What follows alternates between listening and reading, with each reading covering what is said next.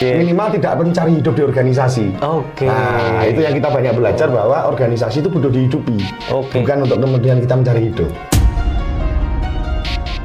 Saya belajar bahwa sesuatu kalau kemudian tidak ada dasarnya, kemudian tidak ada prosesnya, ya nggak usah diikuti.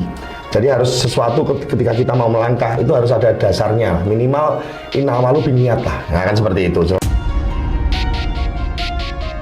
Soal pendidikan ya kemudian di masyarakat itu adalah soal bagaimana sebenarnya ada 3 kunci yang kemudian harus dimiliki.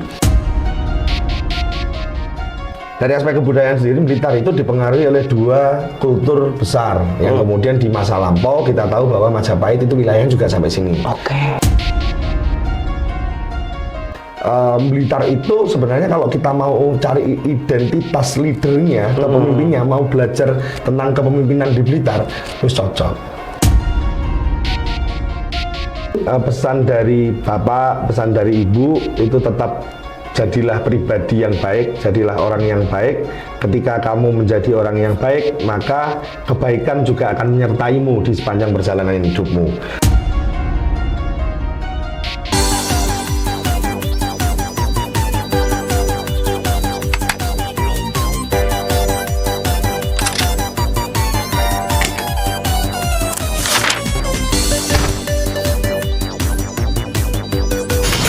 Pemirsa, kembali lagi di konten podcast Radar Blitar TV. Nah, kali ini siapa cah?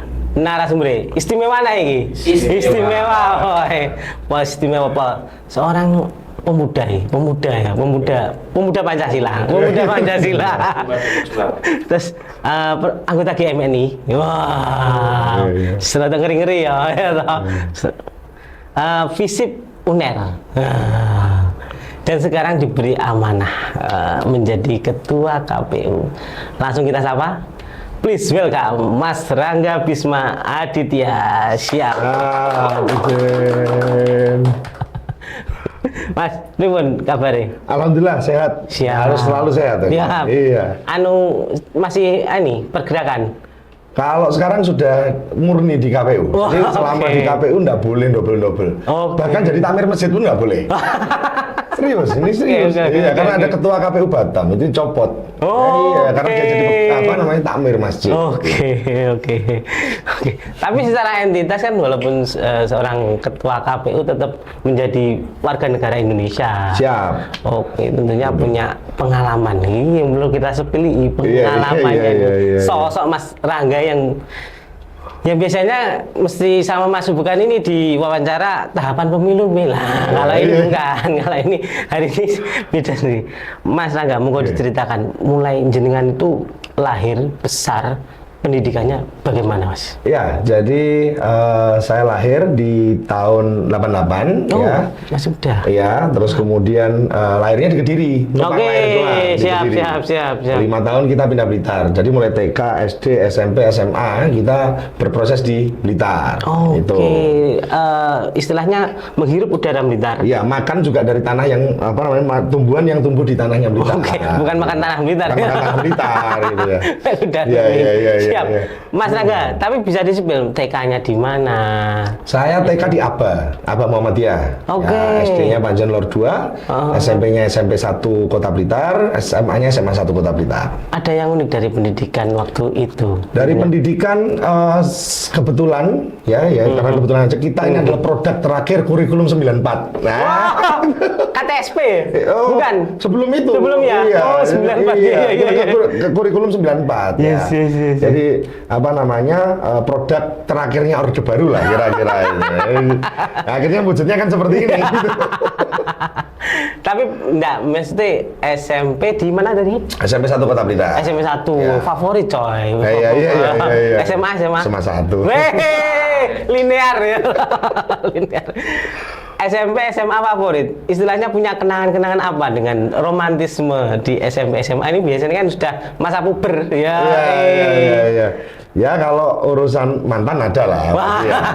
Tapi tidak pada itu. Oke, yang kemudian akhirnya berpengaruh hingga hari ini. Pembentukan karakter. Pembentukan karakter bahwa saya sejak SMP, SMA itu senang berorganisasi.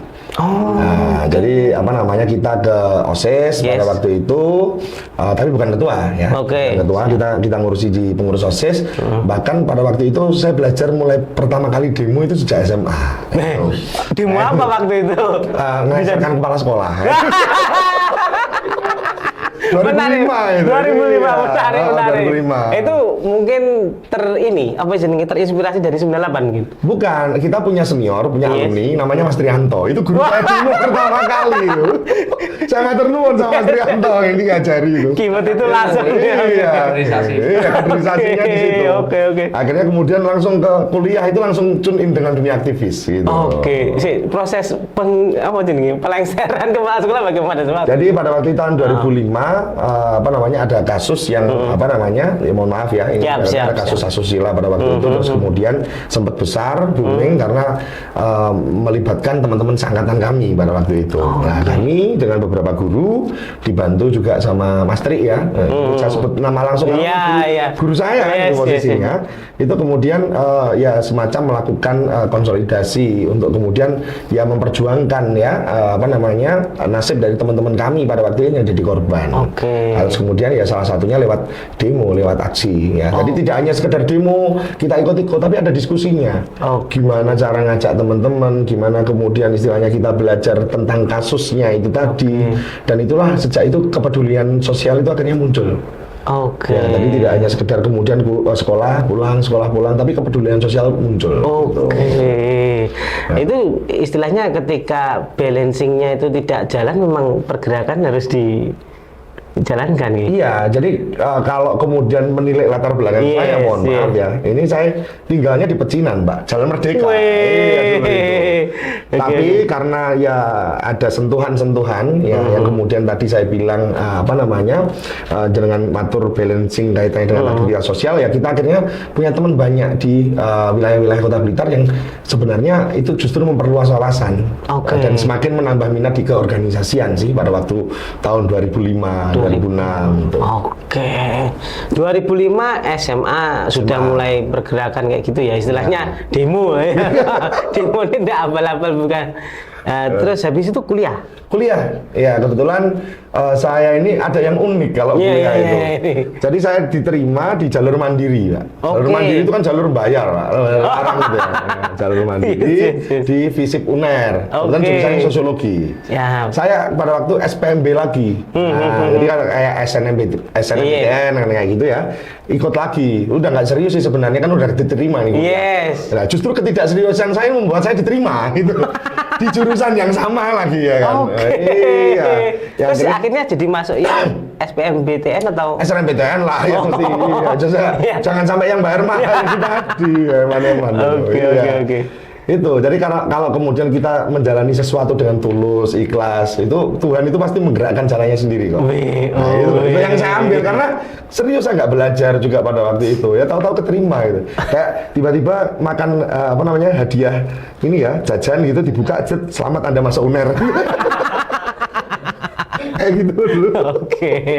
Tapi memang harus berusaha dulu intinya ya. Ikhtiarnya harus ada.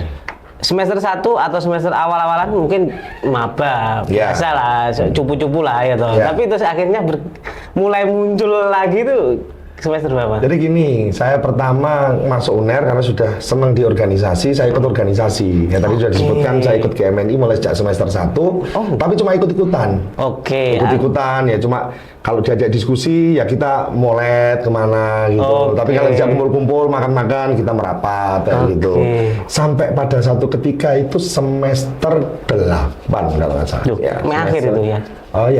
2006, 2007, 2008, semester 6 pada waktu itu saya kok ikut-ikutan sama teman-teman demo. Jadi sebenarnya enggak ini juga maksudnya enggak tergerak ikut. Iya, jadi karena saya ini bisa ngerangkul masa banyak, saya diajak, Oke. ya. Yang kemudian saya nggak ikut setting demo yang secara umum, Yes. yang oleh Korlap, Pak Korlap, Aster dan lain sebagainya itu seperti apa? Ya itu cuma ditugasi untuk bawa masa saja sih. Karena bisa ngajak teman-teman banyak. Saya pada waktu kuliah. Memang modelnya atau ininya bosi gitu jenengan? Oh enggak. Oh enggak ya, mungkin Kebetulan suka kan- traktir atau apa Enggak, gitu kan biasa nih. dia suka membersamai, Pak. Oh, Gitu sama teman-teman gitu ya. Nah, akhirnya pada waktu kita demo 2008 waktu semester 6 itu posisi demo ricu. Loh, kok gini settingannya? Gitu ya di depan gedung Negara Gerahadi pada waktu itu. Nah, sasarannya akhirnya diambil itu yang bisa diambil. Ya kebetulan salah satu yang bisa diambil kan saya, badan saya kan besar. Yang lain lari udah ada yang naik angkot dan lari apa saya ini ya acur sudah pada waktu itu. Nah dari situlah titik balik saya belajar bahwa sesuatu kalau kemudian tidak ada dasarnya, kemudian tidak ada prosesnya, ya nggak usah diikuti. Jadi harus sesuatu ketika kita mau melangkah itu harus ada dasarnya, minimal inamalu biniat lah, ya kan seperti itu. Setelah niat kita belajar dasar hukumnya apa, dasarnya seperti apa. Dari situ akhirnya kemudian saya melonjak. 2009 saya jadi wakil presiden BEM, 2009 juga saya di komisariat diamanahi sebagai wakil ketua bidang administrasi, terus naik lagi ke cabang di GMNI, sampai terakhir 2011 diamanahi jadi ketua koordinator daerah GMNI Jawa Timur. Jadi membawai cabang-cabang Jawa Timur pada waktu itu. Tapi masih demo lagi itu? Apa? Masih demo lagi? Terus. Terus. Tapi berkaca pada 2008 itu tadi. Ya, jadi memang harus kalau kita kemudian istilahnya mau mengumpulkan massa, setting aksinya seperti apa, itu harus bisa kita kontrol semuanya. SBOT-nya lah. Ya, SBOT-nya. Nggak ikut-ikut cuma ngajak massa doang itu. Siap. Dari situ memang merubah karakter Anda atau malah memoles karakter Anda menjadi karakter yang pergerakan tadi? Lebih yang kedua sih sebenarnya di tahun 2008 karena apa? Saya udah langsung mikir kalau saya gini aja jadi orang bodoh ini nanti, nggak jadi orang ya cuma kumpul komunitas, kumpul ke kanan ke kiri ngopi gitu dok, tapi kemudian nggak ada esensi yang didapat, kan kasihan juga sama teman-teman yang dikumpuli ketularan mas. Gitu. Jadi akhirnya ya kemudian titik balik itu ya kita akhirnya kemudian belajar dari soal-soal yang kemudian kemarin sudah ada, maka ibaratnya balas dendam lah, bahwa balas dendam yang baik menurut saya adalah balas dendam untuk kemudian bisa menjadi lebih baik. Kuliah sempat tertunda atau biasanya orang pergerakan 12 semester atau? Saya 10. Oh. Ya, karena habis tutup buku buka terop. Ini motivasinya itu. Jadi cukup 5 tahun, 10 tahun saya sudah tutup buku langsung buka terop. Tapi tidak asik loh mas, cuman 5 tahun kuliah ini kurang lama biasanya. Menurut saya asik. Iya, uangnya ada faktor apa itu kok bisa sampai cuma 5 tahun kuliah? Keterbatasan ya, karena memang pada waktu itu kita masih mengandalkan kiriman orang tua dan mungkin sejak semester 8 itu kita sudah nggak dikirimi lagi, posisinya sudah harus survive ya mandiri, apalagi kehidupan Surabaya. Ya, keras, makannya keras ya. Kalau nggak makan nasi kucing nasi saduan. Satu uang bisa. Enggak, tapi persepsi saya tadi kena 5 tahun itu walaupun pergerakan secara akademis juga bagus loh. Iya. Ya 3 koma lah. Siap. Lulus. Tapi langsung kembali ke Kota Blitar. Enggak, jadi saya lulus, setelah itu kemudian ambil S2. S2-nya yang nggak lulus. Tetap ada cerita nggak lulus. Karena ngurusi ya tadi GMNI Jawa Timur tadi. Siap. Ngurusi jadi ketua GMNI Jawa Timur, tinggal keliling keleleran yang S2. Untung S1-nya lulus. Nah, terus saya sambil jadi aktivis, saya digabung di LPPM UNER, Lembaga Penelitian Pengabdian Masyarakatnya UNER. Itu proyeknya gede-gede loh mas. Itu dia. Jadi sambil kerja kita bisa menghidupi organisasi. Minimal tidak mencari hidup di organisasi. Nah, itu yang kita banyak belajar bahwa organisasi itu butuh dihidupi. Bukan untuk kemudian kita mencari hidup. Bukan menjadi kendaraan ya. Bukan menjadi kendaraan. Menarik. Terus habis itu apa mas? Istilahnya dari LPPM bisa survive untuk hidup di Surabaya berapa tahun akhirnya setelah? Saya di Surabaya kuliah itu? 2011 sampai 2016. Oke. Karena setelah dari APPM Uner 2014 itu setelah saya lengser dari Korda Gemini Jawa Timur, kami diberi amanah jadi sekretaris Dewan Kesenian Provinsi pada waktu itu. Oke. Jadi kuliahnya Menarik. sudah di FISIP, ya kan, ambilnya sosiologi, suruh ngopeni seniman se-Jawa Timur, ya kan. Oke. Menarik itu, menarik. Lintas sektor. Lintas sektor, karena kita ambil di kajian kebudayaannya. Jadi kesenian itu ada 6 ya, ada seni lukis, seni rupa, seni teater, seni musik, lalu kemudian seni film, dan satu lagi rupa ya, apa? Nah, ada 6. Nah, ada yang ketujuh itu ada kajian. Kajian kebudayaannya. Kita masuk di kajian kebudayaannya. Jadi bagaimana mengeksplor bahwa entitas kesenian dan kebudayaan itu tidak hanya sekedar kemudian menjadi bagian dari pertunjukan saja, tapi ini juga merupakan bagian dari objek pemajuan kebudayaan itu sendiri. Oke. Gitu. Rumit. Angel, jelas no. Itu kira-kira kuliahnya kalau cuma 6 SKS nggak cukup lah. Tapi kayak semacam harus terjun ke lapangan seperti itu, harus istilahnya apa jenenge? Topo atau apa kan harus harus ke masyarakat gitu. Betul sekali. Jadi kita harus turun ke teman-teman 38 kota kabupaten Jawa Timur pada waktu itu. Apa yang Anda dapat waktu itu? Apa yang menarik dari Jawa Timur ini? Jawa Timur ini luar biasa, Pak. Menurut Prof. Ayu Sutarto, salah satu pakar kebudayaan Jember, kita punya 10 subculture. Jadi ada Jawa Matraman, ya kita ini kan Jawa Matraman, Jawa Arek itu Surabaya, Malang dan sebagainya. Lalu ada lagi yang namanya Jawa Tapal Kuda. Ya, lalu kemudian Madura itu dibagi 3. Ada Madura Kepulauan, ada Madura Mbawean. Ini identitasnya sendiri-sendiri. Nah, sementara yang paling kecil-kecilnya ada 4, Jawa Ponorogan, Tengger, Osing dan Samin. Tapi itu memang khas itu, yang 4 itu walaupun kecil tapi memang khas. Jadi kayak Osing misalkan Kanggo Riko itu kan juga istilahnya itu merupakan identitas yang khas, termasuk Tengger. Kita temukan di tempat yang lain. Jawa Ponorogo itu justru mempengaruhi di daerah sekitar akar kebudayaannya itu, termasuk juga Samin. Bagaimana akar perlawanannya Mbah Samin pada waktu itu juga memberikan warna kultur sendiri di sekitar Bojonegoro, Tuban, Lamongan, dan Gresik. Dari berapa tahun teman? 4 tahun ya? Saya di situ sampai 2016. 2016. Ya, 2014, 15, 16, 3 tahun. 3 tahun.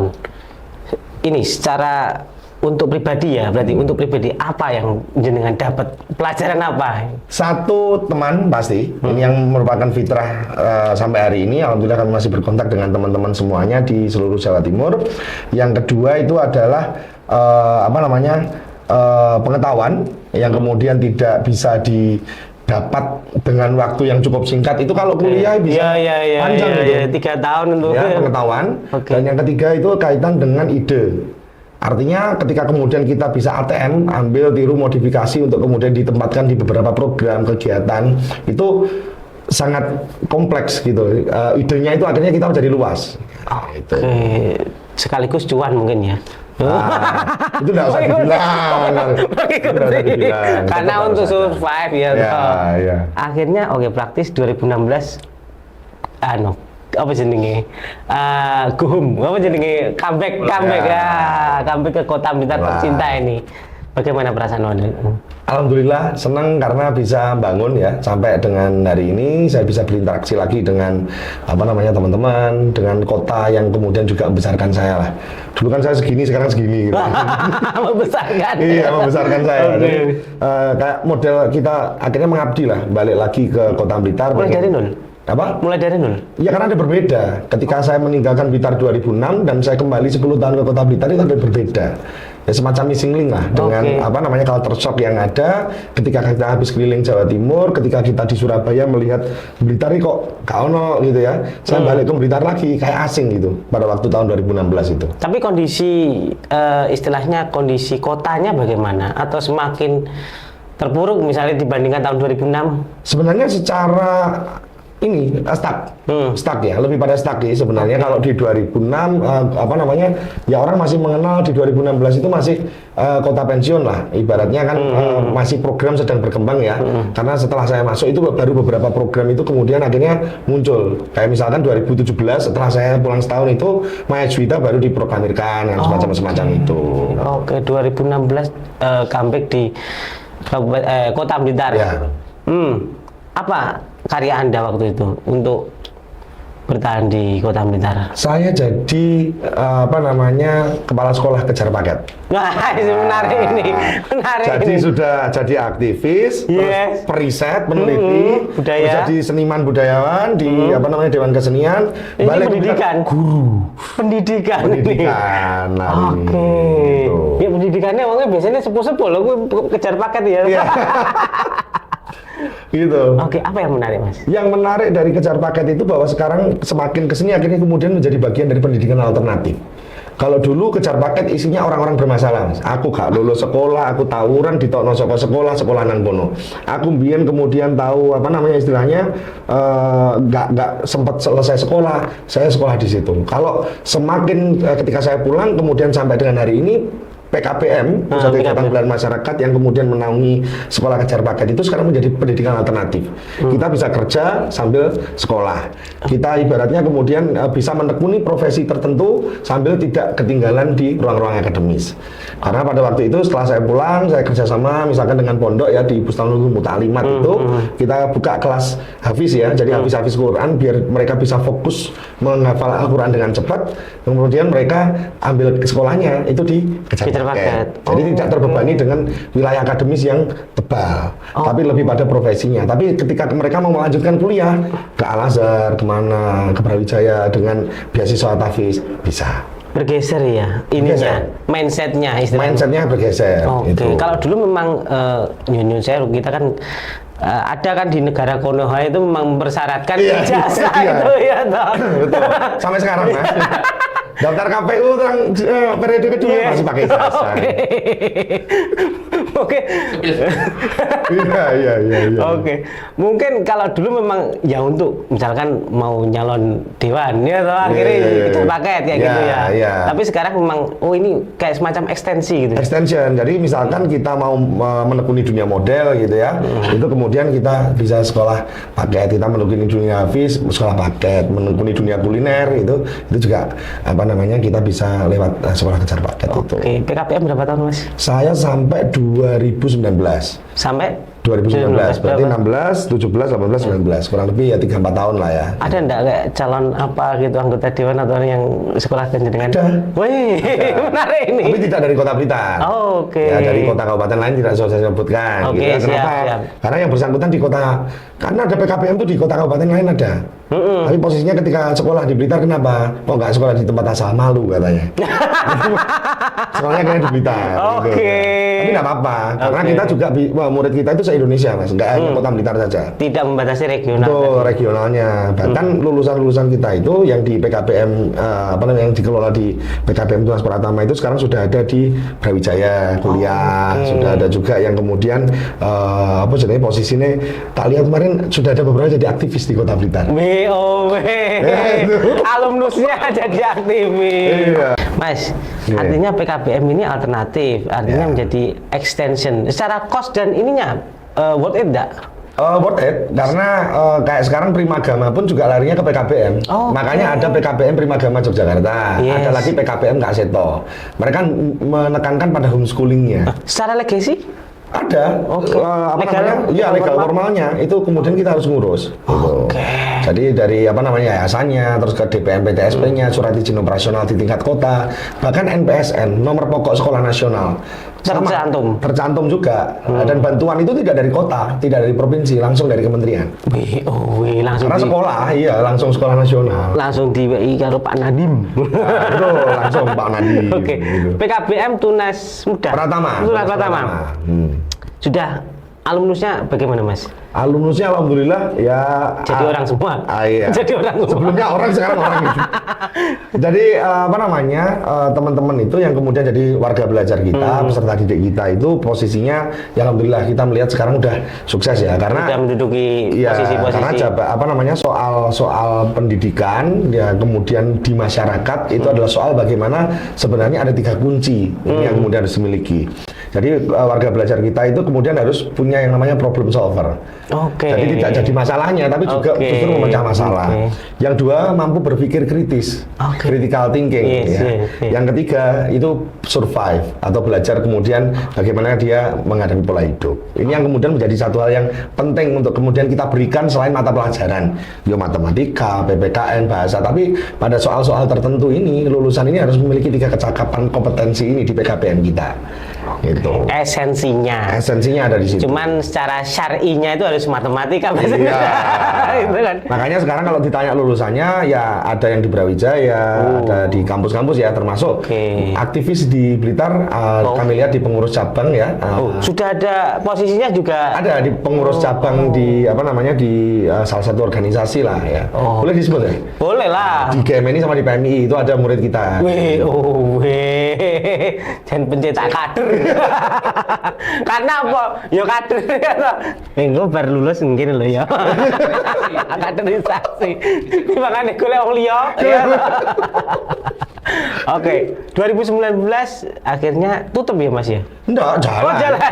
Jalan. Nah, kemarin yang pegang istri, ketika di KPU kan udah boleh double. Yes. Yang pegang istri, terus sekarang sudah dilepas ke publik. Jadi yang pegang salah satu guru ya, pendidik juga, yang kemarin juga Mas Joko namanya.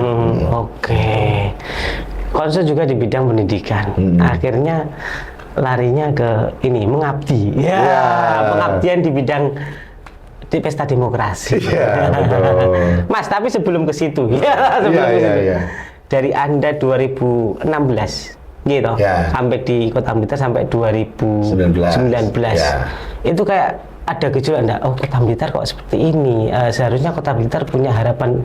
Enggak 2019 sampai sekarang aja lah ya. Ini jenengan entitasnya bukan ketua KPU ya. Oke, sebagai warga Kota Blitar. Ya, jadi kalau dulu waktu pertama masuk kita anak-anak muda pada waktu itu kan 8 tahun yang lalu, berarti usia saya sekitar 28 tahun. Kita masih belum diberi kesempatan bagi anak-anak muda itu untuk kemudian berkarya ya, terutama pada persoalan-persoalan yang menyentuh ke ranah pembangunan. Jadi posisinya ya udah kalau nggak kita kerja apa gitu ya, termasuk PKBM pun itu kan karena yayasan dari swasta ya. Kalau kemudian masuk ke pemerintah enggak. Tapi seiring berjalannya waktu 2017, 2018, 2019 kita bisa beradaptasi. Karena ketika balik itu toleh-toleh Mas. Hampir mungkin mayoritas masyarakat Kota Blitar terutama anak muda habis kuliah balik ke Blitar nyapo gitu. Masih bingung mencari jati diri lagi. Padahal di tempat asal itu kita sudah berada pada posisi yang middle manager atau top manager mungkin bahkan ya.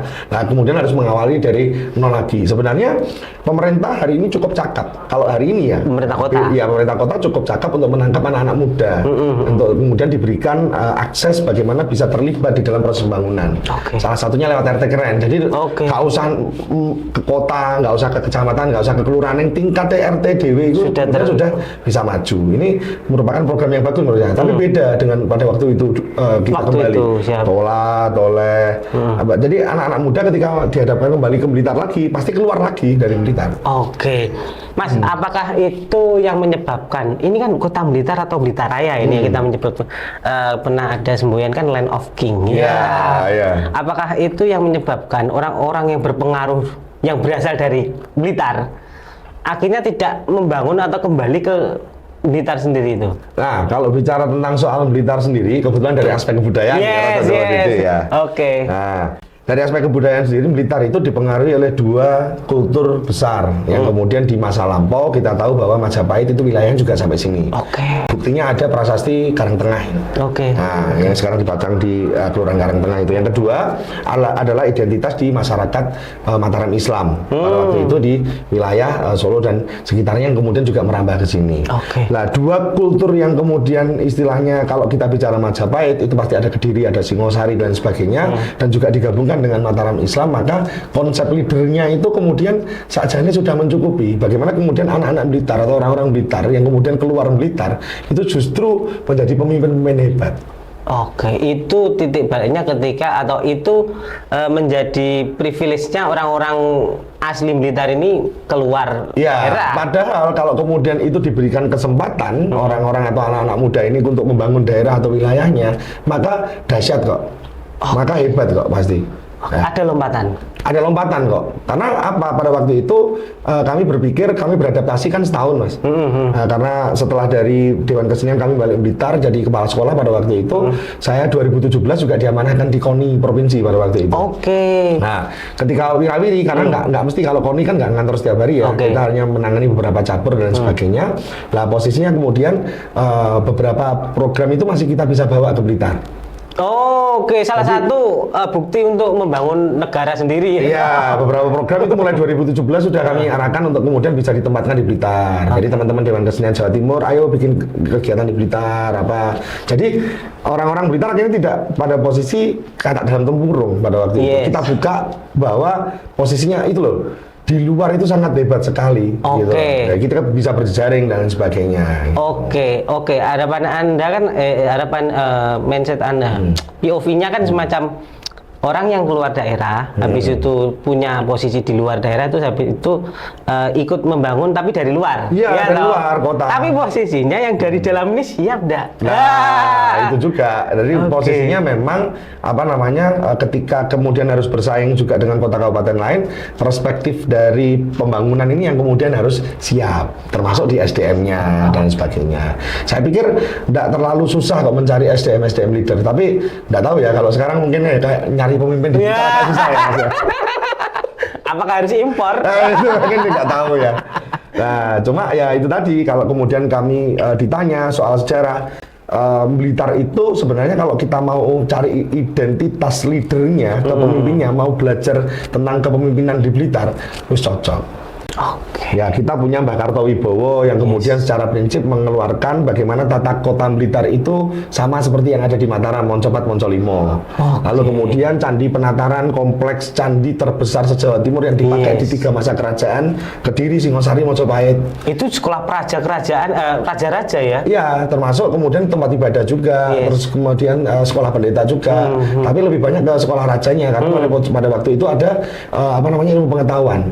Nah, kalau jenengan tahu di Borobudur atau di Prambanan ya, itu Ramayana. Nah, di Blitar itu ada namanya Kresnayana. Itu relief yang tidak ada dimanapun, yang ada cuma di Candi Penataran itu. Seharusnya bangga dan bukan hanya sekedar bangga sih, menjadi spirit. Spirit. Nah, bahkan kalau kemudian kita mau meneliti ya, ini ide yang kemudian menarik, tapi kemudian perlu digali lagi adalah ornamen di setiap candi. Candi di Blitar itu 20-an lebih. Nah, termasuk Kota Blitar kan cuma ada punya satu candi itu, Candi Gedog. Motifnya, ornamennya itu kalau dikreatifkan ya untuk kemudian menjadi batik luar biasa, Pak. Batik Candi Simping, batik Candi Penataran, batik Candi apa namanya Sawentar, batik Candi Meleri dan sebagainya. Menjadi ciri khas Blitar sebenarnya. Kemudian secara identitas itu memang yaitu tadi multikultur. Gitu. Mas. Istilahnya sudah simbol-simbol itu tadi sudah muncul ya, ada di Blitar. Faktanya memang ada. Tapi spiritnya, Mas, ini yang harus dibakar ini. Spiritnya seperti apa? Ini seorang anak muda Blitar ini harus bercerita atau spiritnya bagaimana ini? Jadi gini, Blitar itu kalau tadi jenengan sudah menyinggung bumi layak ikatan Adiraja, ya, bumi bersemayamnya raja-raja Nusantara, maka yang kemudian harus digerakkan itu bukan pada makamnya tadi, ya, bukan pada makamnya tadi, tapi apinya. Bung Karno dulu, proklamator kita, kalau kita ngomong Papat Kiblat Limo Pancer, ya, yang kemudian ada di Blitar itu, Papat Kiblat Limo Pancer itu kan wilayah utara Ken Arok, wilayah barat itu adalah Ronggowuni, wilayah timur itu ada Anusapati, yang selatan Raden Wijaya, pas tengah-tengahnya makam Bung Karno. Itu Papat Kiblat Limo Pancer. Jangan ke makamnya, tapi ke apinya. Apinya apa yang dimaksud? Ajaran-ajarannya. Bagaimana kemudian Ken Arok menaklukkan apa namanya beberapa nah itu gitu ya. Tapi termasuk itu ilmu sebenarnya. Itu ilmu ya. Menaklukkan Ken Dede itu ilmu. Tapi menaklukkan apa namanya wilayah-wilayah di Nusantara untuk kemudian bergabung. Terus kemudian sampai dengan Raden Wijaya. Jadi itu bisa dikatakan kalau kita punya proklamator Indonesia di kota, kabupaten itu punya proklamator Nusantara. Namanya Raden Wijaya. Benar. Nah, itu ada di negara Kertagama. Cerita bahwa abu pendarmaannya itu ada di candi situ. Gitu. Nah, tapi jangan pada abunya, jangan pada pengkultusan terhadap tokoh-tokohnya mati orang-orang Blitar, tapi tarik kepada ilmu dan pengetahuan kepemimpinannya.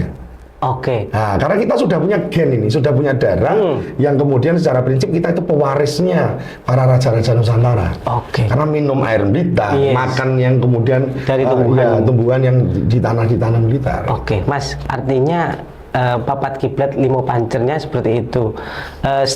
Setiap raja-raja itu tadi punya ciri khas masing-masing kan, punya entitas masing-masing. Apakah masyarakat era modern ini atau anak pemuda modern ini ketika ingin belajar kepemimpinan, apakah ya sesuai dengan regionalnya masing-masing itu? Enggak, secara umum artinya apa? Kita itu diingatkan bahwa ada tokoh-tokoh yang tidak bisa, nah bahasa Jawa ini ujuk-ujuk mak bedunduk ya. Iya. Nah, ya. Ujuk-ujuk mak bedunduk tadi rojo. Oke. Ujuk-ujuk mak bedunduk tadi proklamator. Yes, Nah, ini enggak yes. bisa. Karena ada proses yang kemudian dilampaui itu.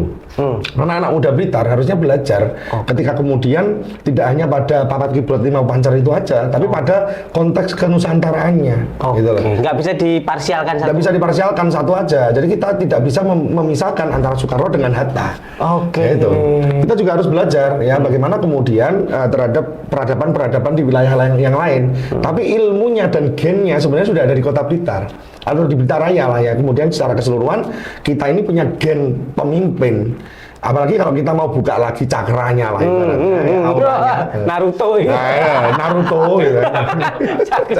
Kodamnya gitu kan, nah itu kita itu kalau kita mau gali lagi spiritnya, apinya tadi, spiritnya, perjuangannya, prosesnya, maka kita bisa jadi orang. Itulah kenapa orang Blitar kalau keluar Blitar bisa jadi orang hebat. Oke. Nah, itu. Berarti harus ada secara istilahnya apa ya, instansi atau lembaga yang bisa membangkitkan itu istilah nilai-nilai luhur kepemimpinan 4 raja 1 pemimpin nasional itu. Harusnya Blitar punya universitas yang Ya, harusnya ada kampus ya yang kemudian secara komprehensif ya. Kalau Jogja saja bisa ya. Kenapa kemudian Blitar yang punya kontur sama seperti Jogja, punya gunung, punya laut, yang anak-anak mau studi lapangan aja bisa. Mau bicara soal peternakan, kita itu supplier telur se-Indonesia. Mau bicara pertanian, ada penemu padi PIM itu, petani Indonesia menggugat itu Mas Boeing itu juga yang tingginya 2 meter padi itu, satu tangkai berapa bulir itu juga dari Blitar, ya kan? Terus kemudian kita bicara lagi misalkan mau soal agraria itu, silakan datang ke arena konflik tanah itu, saya belajar di sini. Bagaimana cara mengurai manajemen konflik ya, bukan justru memperkeruh jadi provokator konflik gitu, tapi mencoba ya mengurai. Studinya ada, lapangannya ada, cuma kampus yang kemudian secara konsen bisa bicara pada wilayah itu belum ada. ketika bicara masalah sektor-sektor yang kompleks itu kan artinya ke arah kepemimpinan. Ya. Mungkin enggak misalkan Kota Blitar ini menjadi punya sekolah. Kalau di STPDN atau IPDN kan ada di wilayah sana atau Jawa Barat. Seharusnya UPDN itu ada di Kota Blitar. U-nya universitas. Mungkin sekali, karena faktor historisnya ada. Sama kenapa kemudian pendidikan tentara di Watu Kosek itu ya. Karena Watu Kosek itu kemudian dekat Jolotundo, dan Jolotundo itu adalah tempat pemindahan peradaban kerajaan pertama dari Jawa Tengah ke Jawa Timur. Ya, dari Medang terus kemudian mengarah ke Kahuripan itu, yang kemudian muncullah raja pertama di Jawa Timur, yaitu adalah Erlangga pada waktu itu. Yang suka perang kayak gitu Jadi posisinya ya kemudian penggemblengan tentara-tentara ya ada di sekitar situ gitu. Itu kan bisa. Secara spiritnya kan terberkahi oleh tanah itu lah. Ini kan secara spiritnya terberkahi oleh para raja-raja itu. Seharusnya ya. Termasuk Lemhanas itu kan setiap tahun ada kunjungan, mesti ke Blitar, ke makam proklamator itu. Nyekartok Mas. Iya. Harusnya kan harusnya ada belajar gitu ya. Wah, istimewa itu. Kalau saya membayangkan Kota Blitar punya universitas praja itu tadi, karena secara literasinya itu ada di sekitar, dan secara implementasinya juga ada di. Betul, termasuk kita punya Perpusnas. Kita punya Perpustakaan Nasional yang itu UPT-nya cuma ada di Indonesia, di Kota Blitar dan di Bukit Tinggi. Yes. Perpustakaan Nasional, UPT Perpustakaan Nasional Bung Karno dan juga Bung Hatta, yang secara prinsip menyimpan literasi yang kemudian sifatnya juga nasional. Bahkan kalau kita mau belajar Bung Karno secara utuh ya, jadi mulai dari perjuangannya Bung Karno lahir ceprot 1901 sampai meninggal 1970 ada di situ. Tapi tidak pada ininya perjalanannya gitu, tapi pada ilmunya. Bisa mengajak orang-orang di Asia Afrika untuk kemudian bikin konferensi Asia Afrika. di tengah-tengah blok barat, blok timur itu kemudian mendamaikan dibikin gerakan non-blok dan semacam itu, ya kan? Itu luar biasa. Itu ilmunya ada di sini semua sudah. Ayo, kepala daerah. Orang maksudnya sing duwe gagasan seperti itulah. Concern satu ya atau sing mentes dan ketua KPU ini ndak susah-susah untuk sosialisasi golput itu yang menjual gitu ya. Iya. Kondisinya bagaimana? Gembira sebenarnya. Ya mau pilkada Kota Blitar gembira. Lagi. Siap. Karena yang menggerakkan langsung dari pemilihan tadi calonnya. Gitu. Oke, Mas. Istimewa berarti Kota Blitar. Sangat istimewa sekali. Oke. Ya. Akhirnya 2000 ini kembali lagi ke perjalanan hidup Anda ya. Dari 2019 ya atau akhirnya mendaftar menjadi KPU, anggota komisioner KPU. Iya, anggota. Semuanya anggota, Mas. Cuma ada satu yang kemudian dipasrahi menjadi ketua. Kan ketua juga merangkap anggota. Hanya juga sama. Tapi kan namanya beda. Iya. Sama keluntingnya. Mas, jadi kan 2019 bagaimana perjalanannya? Ya, 2019 ketika mau daftar KPU itu karena ada teman yang coba nawarkan pada waktu itu, ayolah teman daftar karena memang dalam satu posisi kan tidak ada salahnya nyoba. Karena saya zaman itu masih idealis, Mas. Idealisnya itu di mana? Ijazah saya belum pernah kepakai sampai 2019 itu. Nah, ijazah legalisirnya itu belum pernah kepakai sama sekali. Daftar pekerjaan sampai jadi kepala sekolah itu ya nggak pernah sama sekali. Gitu ya. Baik ini ya, baik kemampuan. Ya enggak, jadi kebetulan ada ciki dia jajan ya. Siap. Nah, tapi lebih pada waktu itu ada yang nawarkan, ayo Mas daftar. Ya udahlah. Apa namanya juga dorongan itu kan muncul bukan dari senior tapi dari teman-teman pada waktu itu untuk kemudian bisa memotivasi mereka lah bahasanya. Kalau itu alasan itu saya ambil. Akhirnya saya daftar, terpaksa ini untuk pertama kalinya legalisir ijazah saya gunakan daftar, Mas. Untung enggak hilang ya. Untung enggak hilang. Masih bisa dipakai ya kan. Dan yang kedua saya gunakan legalisir yang daftar periode kedua ini. Masih ada sisa 8 di rumah. Siap. Dari 10 sisa 8. Siap. Sejak lulus 2011 pada waktu itu. Jangan hilangkan Mas karena cari legalisir susah. Monggo. Nah kebetulan pada waktu itu kita ada proses dan betul bahwa seleksi di KPU ini adalah seleksi yang sangat terbuka sekali sehingga tidak mungkin bisa kemudian kalau kita tes psikotes, tes kesehatan itu tidak mungkin kalau nggak sehat, nggak waras itu kemudian bisa lolos. Diterima nggak mungkin. Ya, contoh misalkan di periode yang kedua sekarang ini ya kita bisa melihat bagaimana incumbent di Jawa Timur banyak yang gugur. Padahal baru satu periode. Nggak waras berarti? Bukan. Karena terpressure. Maaf, kami seleksi di periode kedua ini di waktu pemilu belum selesai. Jadi mereka masih punya tanggungan pekerjaan, gitu. Makanya kemudian mereka di psikotes banyak yang nggak lolos, di kesehatan ada yang sakit dan semacam itu. Akhirnya kemudian mengakibatkan mereka semuanya gugur. Tapi sih ya mau nggak mau karena sistemnya seperti itu. Nah kembali ke 2019 sama yang kami alami di 2019 dan 2024 ketika pada waktu pendaftaran itu juga sama. Nah ketika kemudian daftar di 2019 kita akhirnya kemudian diberi amanah untuk lolos pada waktu itu.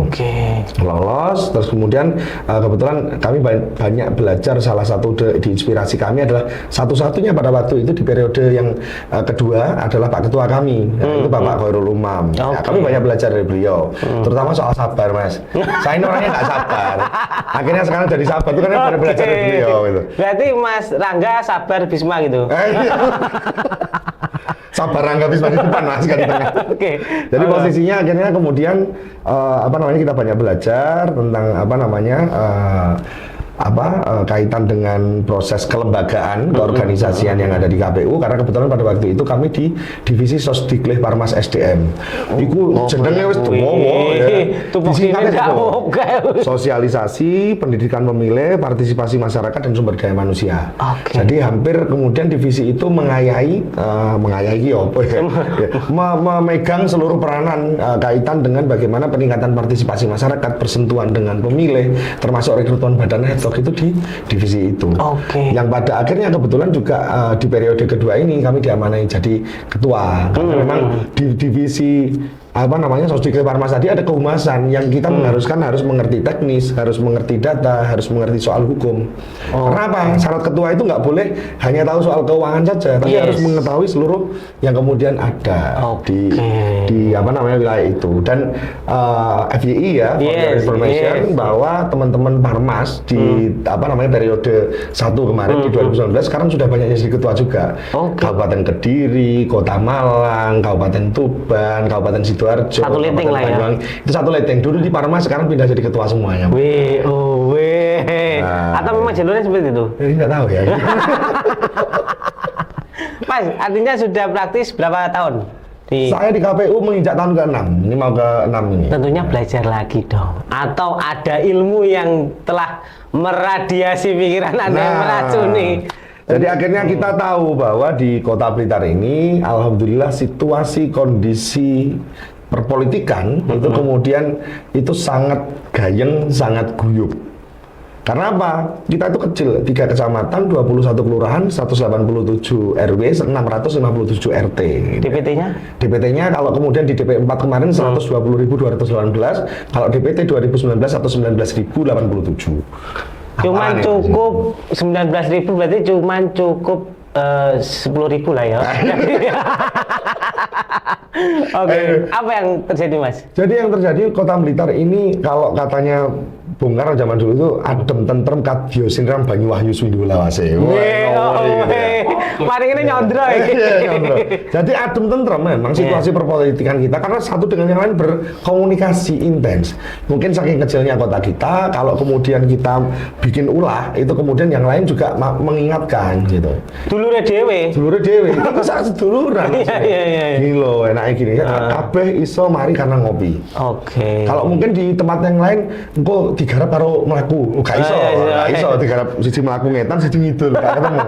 Tapi kalau di sini mesti semuanya terkoneksi, hampir satu dengan yang lain. Makanya iklim di Kota Blitar ini patut dicontoh ya, walaupun kita berbeda-beda, partainya juga banyak dan sebagainya, tapi bahwa musyawarah mufakat tetap menjadi kunci utama dari sebuah proses apa namanya yang kemudian demokrasi yang kemudian dijalani. Oke.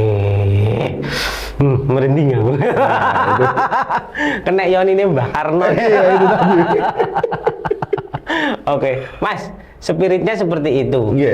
Dan Anda tentunya ya memang toh, apa istilahnya, selama secara teknis secara teknis KPU ini kan selalu menjaring atau menerima pas waktu pendaftaran calon atau apa, calon legislatif atau calon kepala daerah itu kan selalu melihat resumnya. Iya. Seperti itu apa ya Mas yang menarik dari resum-resum para orang-orang yang berpolitik itu tadi?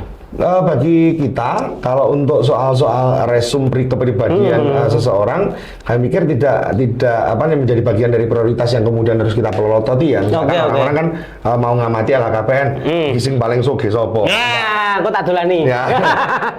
Bukan pada persoalan itu, tapi pada persoalan bahwa yang bersangkutan itu sebelumnya berprosesnya seperti apa. Sehingga minimal bagi pribadi saya itu kemudian bisa belajar menjadi orang-orang hebat yang seperti itu. Oh, ini berorganisasi di sini, makanya kemudian capaiannya sekarang bisa mengarah ke seperti ini. Oh, ini kurikulum vitanya pernah di sini memenangkan seperti ini, berprestasi seperti ini. Itu justru memotivasi kami untuk kemudian itu nanti bisa berkembang ya pada pemikiran-pemikiran bahwa ya nanti bisa lah seperti itu. Artinya secara tidak langsung Anda belajar dari risem itu. Belajar secara pribadi ya yang kemudian ya tidak kita manfaatkan untuk kemudian kalau sekarang kan belum masih dikasih amanah mungkin the next masih Oke. Mas, menarik sekali tentang Kota Blitar. Tapi satu, kira-kira apa kata-kata motivasi untuk teman-teman Kota Blitar milenial nih, terutama Gen Z? Teman-teman Kota Blitar, terutama anak-anak Gen Z, anak-anak milenial yang jumlahnya kurang lebih 55% sampai 60 ya, 60% yang kemudian ada di Kota Blitar. Kami sangat berharap bahwa panjenengan semua adalah generasi penerus masa depan Indonesia dan Kota Blitar, wabil khususnya.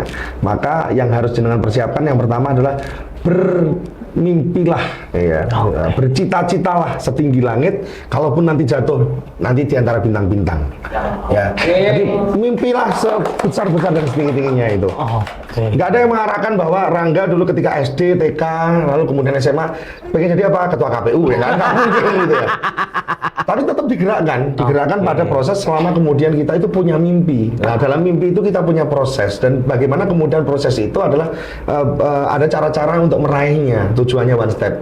Kalaupun bleset dari mimpi itu kita masih jatuh di antara bintang-bintang yang gemerlap itu tadi. Oke. Semesta yang menjawab. Semesta yang menjawab. Karena mohon maaf, semua sudah tercatat di Lauhul Mahfuz. Oh iya. Semua sudah tercatat ya. Terus bumi metu. Semua sudah tercatat di Lauhul Mahfuz. Tinggal kita bagaimana kemudian menjalani prosesnya. Bagaimana kemudian anak-anak muda, the next generation of Kota Blitar, jangan minder untuk membangun Kota Blitar kita tercinta. Kalaupun kemudian mengharuskan untuk kita membangun Kota Blitar kita tercinta, maka pulanglah. Banyak yang bisa kita kerjakan di sini, apalagi kemudian dunianya sekarang sudah digital. Mau dimanapun untuk kita berkomunikasi dengan orang Rumania, orang Rusia, orang Uni Emirat Arab, orang Amerika bisa. Sangat sangat mudah. Sangat memungkinkan ya. Memungkinkan. The world in your hand. Mas, akhirnya ketika tidak pulang-pulang ketika sudah pensiun ya, itu menjadikan Kota Blitar menjadi kota pensiun. Terima kasih Mas. Sami-sami. Saya juga terima kasih kesempatannya di Radar Blitar. Mohon maaf jika ada kesalahan. Mas, ada pesan yang mungkin dari orang tua atau guru yang merubah karakter jenengan ini menjadi Mas Rangga yang sekarang ini, ataupun Mas Rangga yang masa depan? Bagi kami pesan dari Bapak, pesan dari Ibu itu tetap jadilah pribadi yang baik, jadilah orang yang baik. Ketika kamu menjadi orang yang baik, maka kebaikan juga akan menyertaimu di sepanjang perjalanan hidupmu. Termasuk pada persoalan bahwa kita juga tidak boleh meninggalkan akidah dengan agama apapun ya yang kemudian kita peluk ya. Kalau Islam ya jadilah Islam, kalau Kristen ya jadilah Kristen, Hindu jadilah Hindu. Maka ketika kita sudah berproses pada ruang hablum minallahnya jalan, hablum minannasnya jalan, maka semua proses semesta yang kemudian bicara tentang soal kebaikan tadi yang dipesankan orang tua kepada kami itu akan menyertai kita. Oke, itu orang tua berpesan seperti itu. Ya. Siap. Terima kasih Mas Rangga. Siap. Mohon maaf jika ada salah kata. Jangan lupa like, comment, dan subscribe. Ciao. Matur nuwun. Siap. Nggih.